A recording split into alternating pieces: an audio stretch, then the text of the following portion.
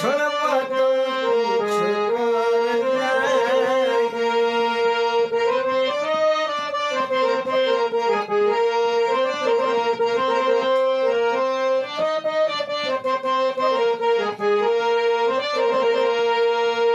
ये राजा कहियो माहू खाके मर जाई।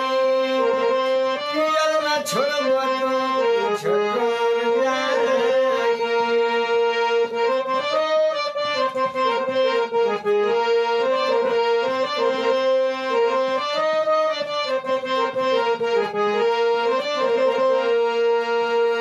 रउए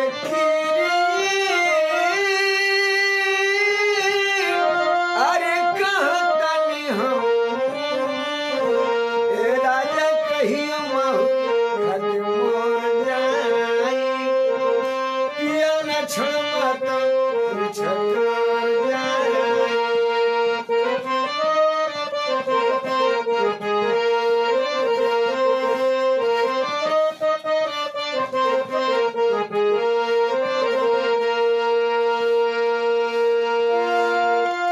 अरे बड़वीनो सहनी अमनो हिस्सा अवतनी रोज पी के अमाई से कहो।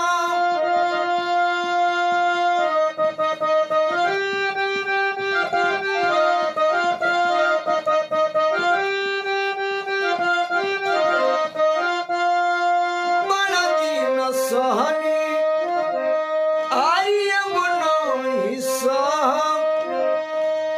अवतनी